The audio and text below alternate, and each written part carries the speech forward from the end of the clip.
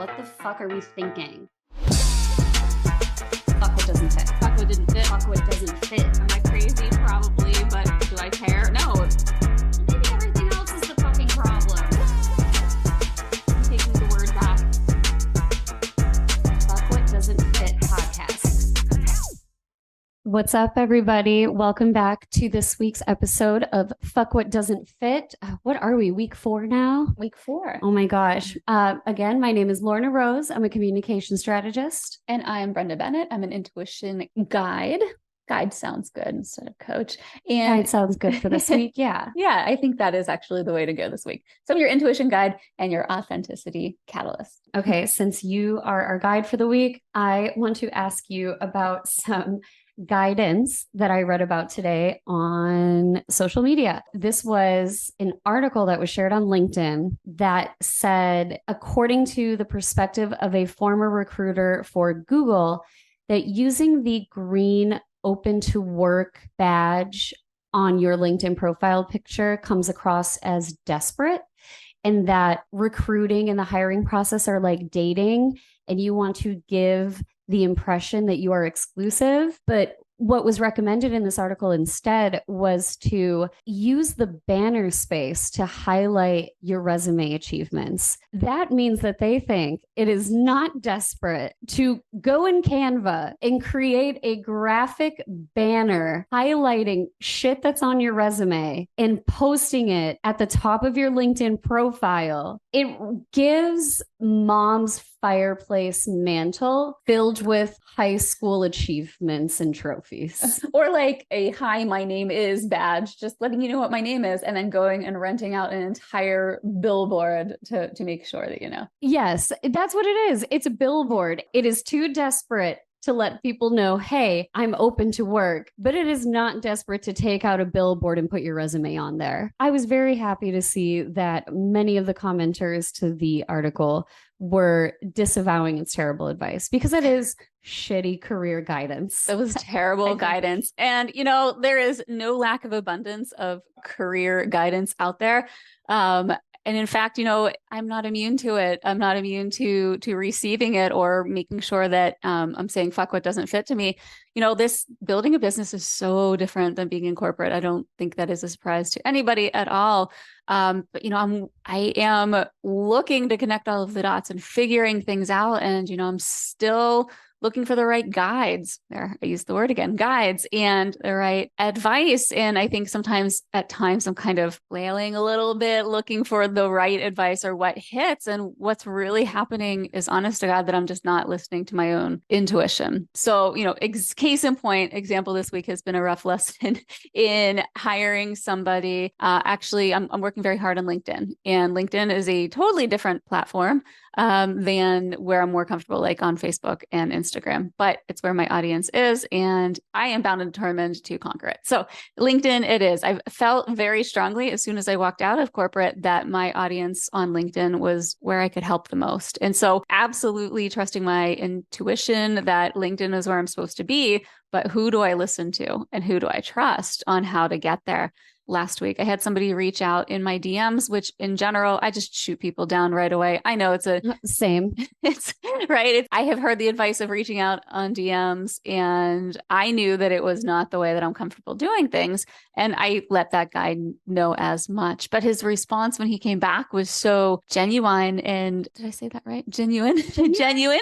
I mean, you did say it right, depending on who you ask. Genuine. I'm thinking back to a couple months ago. Genuine. It was really genuine. And he really, you know, it was very disarming in that, okay, this guy actually knows how to talk to people. Maybe it is that I just don't know how to talk to people. And so I ultimately ended up signing up with him for a couple of coaching sessions. And right. You know, I've been trying to follow his advice. And one of the things is to find traffic on LinkedIn. Duh, you have to have an audience to talk to. And one of the things is to go into events that are occurring and look at the people that are there and connect with them, and then to DM. And, you know, maybe that works really, really well in his world where he's a specific product and he's selling to coaches that are looking to work on LinkedIn. What better place?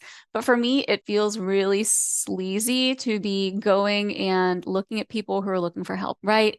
absolutely agree. That's a really important way to put it. Yeah. It's just not the way I want to go about business. Could it be effective? Yes. Have I seen people do it? Hell yes. Is it the way that I want to do business? No. Does it mean that LinkedIn maybe isn't my place? I don't know, but it is not going to be any advice that I follow. But, and as far, as what did I even get from this? Because I was kicking myself a little bit again, like, hey, I already have all of the things that I need. That's right. You have all of the things you need and you already know everything you need to know. And I just need to put in an application. Sometimes, I'm still deprogramming a little bit from corporate where I have deadlines and people kind of telling me what needs to be done. And so sometimes I look for that push. And that is really where I think I was with the advice from this person. I wanted to know, what was I doing wrong on LinkedIn? What could I do better? But, I actually did learn a lot from him. So when you are taking advice, my advice, take it for what it's worth, is to take what fits for you. You're going to know in your gut what doesn't feel right. Dump that part of it, but you don't need to throw it all away. I've definitely had experiences where I'm being counseled by somebody, I'm being mentored by somebody, I'm being given some guidance or advice. I learned to discern a long time ago just what feels right as I'm hearing it and what doesn't. Nobody listening is unfamiliar with MLMs and a lot of the affiliate marketing out there. A lot of it, it's absolutely not living up to the promises that are being made. And the worst part about that approach is it's always, here's the blueprint. Here's what I did to make all this money. And you're obviously here. So you obviously know there's some merit to what I'm saying. And if you don't follow my advice exactly the way as I'm giving it to you, you're going to fail and you're the problem. All your fault. I think that is such an important point, right? That is kind of the problem challenge. That's what I'm taking up against the coaching industry is so many coaches come into it. Coaching is supposed to be a mirror. I'm supposed to reflect back to you kind of what you already know, help you put together pieces of what you already know or what you're being led to. And I'm not saying I'm giving permission, but honestly, when you get it out and you have that mirror to reflect back to you what you're saying, it's so different. And so much coaching out there does not do that. It's the here's my way, here's how to do it. And that does not work, right? That is advice that is different than coaching. You also got to look at the source, right? Where is this advice coming from? I just think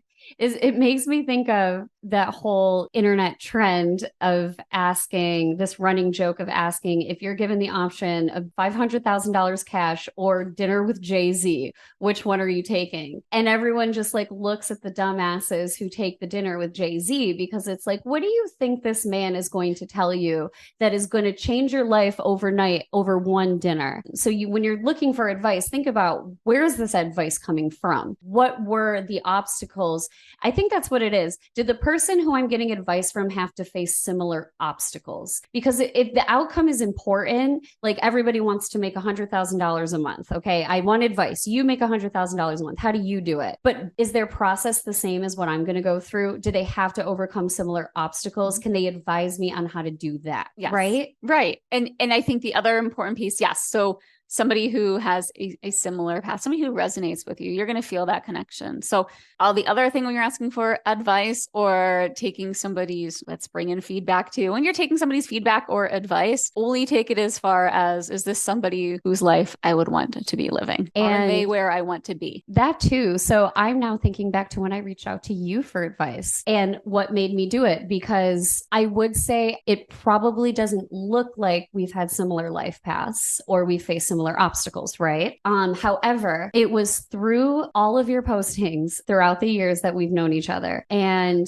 all of the ways that you showed up and all of the ways that you presented yourself, that made me feel that you would be able to give me the exact advice I needed. I couldn't know at the time what specific challenges you overcame that were similar to mine. I couldn't know at the time that you were going to be able to read me like a freaking book. I just knew, because of the way you always showed up and the way you put yourself out there, that you got something about life that I also got myself. And that was where I felt like there had to be some kind of common ground, and Brenda's going to be able to really help me. It's that authenticity, right? We're not saying that the person has to be on your exact life path, but trust your intuition, right? And that is, you can tell when somebody's being authentic, and that's where the connection needs to be. This guy who reached out on LinkedIn, my intuition went off and was like, nope, don't do it. and I overrode it. And so I'm trying to take the good pieces of advice, but he's not in a similar place and he does not feel terribly authentic. And I did not listen to my intuition on that. So yes, I don't think they have to be exactly where you were, but I think that you need to feel a level of authenticity from whoever you're taking advice from, which brings us to advice versus feedback, talking about authenticity and where does one get feedback versus advice. I think I have a good example of a client from this week. So have somebody who came to me, just wanted to run a quick work situation by me. They are in a place where a large number of people from their group are leaving. And so she is trying to decide how to communicate that to the rest of the team. She tells me the entire situation and I already knew she already had the answer, but she was really caught up because she was asking people for their advice. We talked a little bit about what advice was. Where were you getting this advice? Well, she went to HR. Super important to make sure that whatever you're doing and communicating is right. But the advice that she got from HR was more along the lines of do it this way because it's faster. And that felt really inauthentic to her. So she asked more of her friends. And so your friends are people that are going to give you feedback, right? Right. So she asks her friends for their feedback. And of course, you talk to your friends about work. Let's just be honest. Generally, you're not talking great things about work. Generally, you're complaining. And so these people already have an idea of what they think she should do. It's like going to your friends for advice or feedback on like a problem with your boyfriend. The entire time I'm talking to her, she said, I just wanted somebody from the outside. I just wanted somebody who's not in the middle of the situation to let me know. And, I'm listening to her and I said, what I'm hearing is this. And what I'm hearing is that you want to do it this way. I said, you already have the answer. You do. You already have the answer. You know these people better than anybody else. You're their boss. It's almost as if, okay, agree or disagree. A lot of times when people say they're looking for advice or even feedback, what they really want is just validation, right? They just want somebody to validate their idea. Yep. I feel like in situations like this one, they want help ruling out the options that they know aren't the right option. Right. It's almost like just validate that these are definitely not right, more so than validate me for being right. Validate me because I know I'm right. That's kind of how it feels, right? That's a great and important distinction. Because when you first said validation, I was like, no, they're not. She wasn't really looking for, am I doing this right? It was more, hey, help me think through the alternatives. Have I thought of everything? No, you're exactly right. And that's what it was. And the more and more advice and feedback, you have more and more data points. She went in this already knowing what she wanted to do. You know what it is? Oh my God, light bulb. It wasn't validation that she was looking for. It was permission. She was looking for permission to trust herself. Mm-hmm. That's what she wanted. That's it. Validation that the other options are wrong means permission to trust the option she already knew was right. And what happens though when you get a lot of data points and advice and feedback that are overwhelmed that actually go against tabs all freeze, close them all down, can't figure out where the music's coming from, and there's a video playing in the background. Just chuck the computer out the window at that point. That is the only answer. That's the only thing you can do in the situation. Just walk away. Yeah, no, I think it's overwhelmed, but when you go in with your gut feeling that you know that you're looking for, I think that validation, but it does get into overwhelm when people maybe see things differently than you. And I think that's where it's important to look at if it's advice that you're getting, are you getting advice from somebody who A, has been through what you've been through, B, is where you want to be, and C, I love friends and family. I do. I want to say they have your best interests in mind, but for the most part, they have a very specific lens on how they see you in situations and what they want for you. So I think that is why coaching and having somebody who's neutral, not that I don't love everybody, like love my clients, I do, but truly I am not invested. Coaches should not be invested in your outcome. I want the best for you, but I don't know your day-to-day life well enough to know, and have a vested outcome that I want to see for you. I truly am there to reflect and to help you really see what's going on in your mind. Coaching is like a mirror. It's a reflection of what they're maybe not registering themselves already saying and themselves already expressing. That's it. And I love that analogy of the mirror because it's like, yes, you have to hold up a mirror so that they can recognize where things don't fit? Like, how can you say fuck what doesn't fit if you aren't willing to really see things for what they are? And I think you bring up, I just thought of this. It's not on our list here, but I'm bringing it in. So coaching is a mere advice you're paying somebody, feedback. People have a vested interest. Coaching, I can get carefrontational. I care very much. And I will push you in ways that somebody you're paying for advice from probably is not going to. And that friends and family maybe won't, but if they do, you're probably not going to be as receptive to it. So it's a mirror. It's like a pushy mirror. It's like, no, pushy is spicy mirror. A spicy mirror. It is not a pushy. I'm not pushy. I am carefrontational though. That's the word for it. It's carefrontational. Yeah. I love that. You're confronting because you have to have a confrontation. We talked about this in a previous episode. It does not have to be aggressive. It does not have to be rude or harsh or hurtful. It's probably not going to feel great, but that's because change is born from uncomfortable circumstances. I doubt that if a caterpillar had a central nervous system, that it would be a very pleasant process to melt into a puddle of goo and then reconstruct oneself into a butterfly and break out of the cocoon with wet tissue paper wings. Like, I can't imagine that feels good, but that's what change is. That's what transformation is. And the confrontation piece of it, it's going to feel shitty. Carefrontational. But when you've got someone who can do it with care.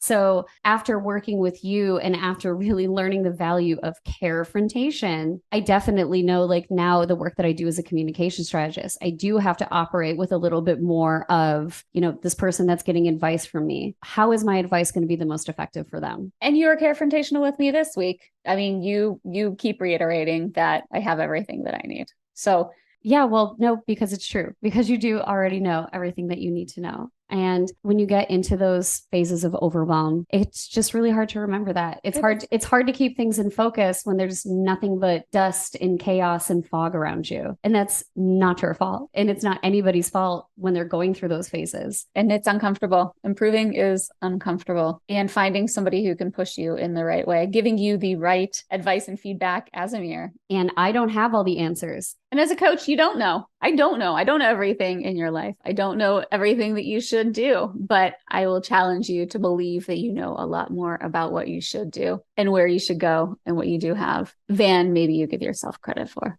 Well, I think you give great advice. And I'm going to follow your advice this week. You posted on LinkedIn about recording messages of gratitude to people. And didn't you just say this morning? November is gratitude month. Yes, November is gratitude month. So I think I'll spend some time showing some people some gratitude, because that is really good advice who can't use a little extra positivity in their day, right? Right. And for you guys, all you do, so simple. When you're the highest resonating vibe, right? If we're going to take it that way, the highest emotional state that you can be in is this idea of congruence and self-actualization. And part of that is appreciation. So showing people in your life gratitude and appreciation in short messages. So get it out of your head.